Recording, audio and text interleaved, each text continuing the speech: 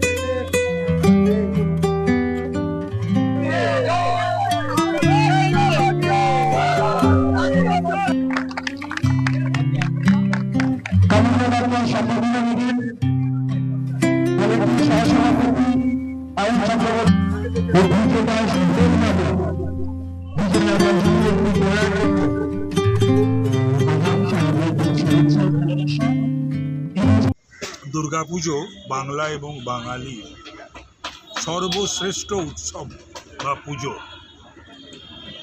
যেখানেই এবং এটা এখন সারা ভারতবর্ষে বিভিন্ন রাজ্যে, শহরে, এমনকি বিশ্বেও বিভিন্ন শহরে, বিভিন্ন রাষ্ট্রে এই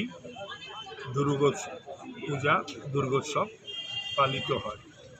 এখানে আমরা উপস্থিত হয়েছি আজকে খুঁটি পুজো করলো, তৃতীয় বর্ষে পদার্পণ করলো। আমরা সকলে এখানে মিলিত হয়েছি।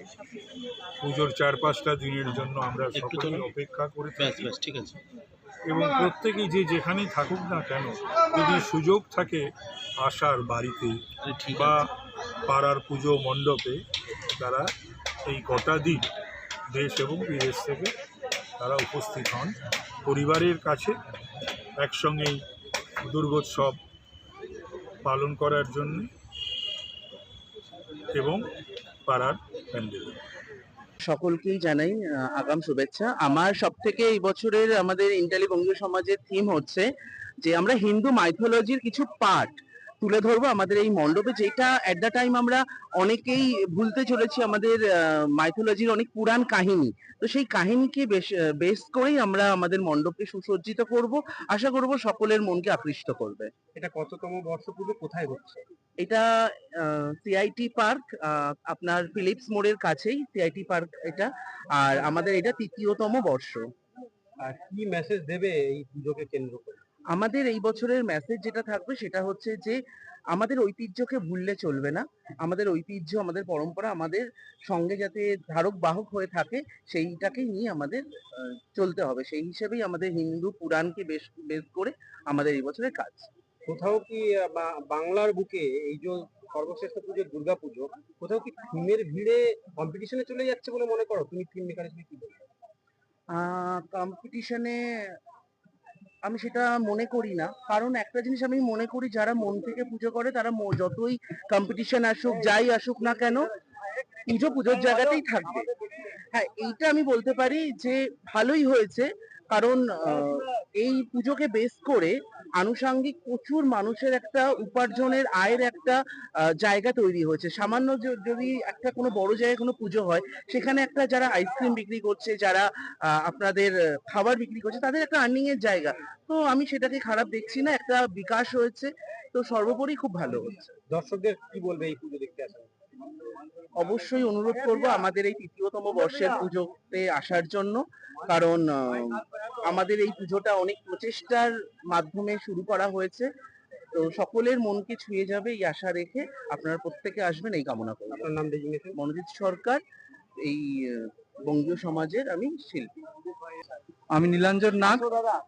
আমি এই বছর প্রথমবার মনোজিৎ দার সঙ্গে কাজ করছি একসঙ্গে, এন্টালি বঙ্গীয় সমাজ পুজো কমিটির সঙ্গে।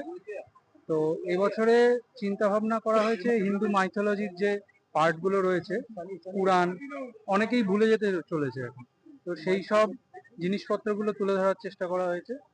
এবছর আমি প্রথমবারের জন্য মনোজিৎ দার সঙ্গে কাজ করছি। আমার নাম নীলাঞ্জন নাগ। দেখুন, আমাদের কমিটি ইন্টালি বঙ্গীয় সমাজ সার্বজনীন দুর্গা উৎসব কমিটির আশা, আমাদের যেই ভারতবর্ষের ইতিহাস, সেই ইতিহাসের মধ্যে যেই ধর্মের অস্তিত্ব, সেইটাকে তুলে দেওয়া। আপনারা দেখছেন সারা বিশ্বে সব থেকে পুরনো ধর্ম সনাতন ধর্ম।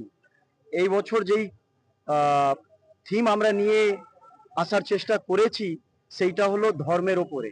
তার মধ্যে রামায়ণ, মহাভারত, আমাদের 28টা রাজ্য, তার সাথে কেন্দ্র শাসিত রাজ্যর যেই বিভিন্ন ধর্মীয় অস্তিত্ব, সেইটাকে আমরা থিম করে এইবার এই সিআইটি পার্কে আমরা তুলে ধরবো। সনাতন ধর্ম আমাদের মানে বিশ্বতে সব থেকে পুরনো ধর্ম, আর একটা এমন ধর্ম যার সম্বন্ধ কিন্তু সায়েন্স থেকে রয়েছে, বলতে পারি কি বৈজ্ঞানিক ধর্ম। সেই জায়গাতে যদি আমরা ভালোভাবে করতে পারি তাহলে আশা করি অনেকে মানুষরা এসে জিনিসটাকে দেখতে পারবেন, বুঝতে পারবেন। আর এই মেসেজটা আমরা দিয়ে আমরা যে আমাদের ধর্মীয় সাংস্কৃতিক যে অস্তিত্ব সেটাকে এইবারে আমাদের যেহেতু ধর্মীয় কনসেপ্ট, আর ধর্মের এখন সব থেকে বড় বীর সৈনিক যোগী আদিত্যনাথ, তাকে নিয়ে আসার আমাদের প্রচেষ্টা রয়েছে। ওনার টাইমটা যদি আমরা পাই তাহলে উনি আসবেন, না হলে অবশ্যই কেন্দ্রীয় কোনো মন্ত্রী বা আশেপাশে যারা আমাদেরকে সমর্থন করছেন তাদেরকে দিয়ে আমরা পুজোটা সম্পন্ন করব। আমার নাম সুদীপ রাম, হিন্দু সেবা দলের সভাপতি, ইন্টালি বঙ্গীয় সমাজ সার্বজনীন দুর্গা উৎসব কমিটিরও সভাপতি।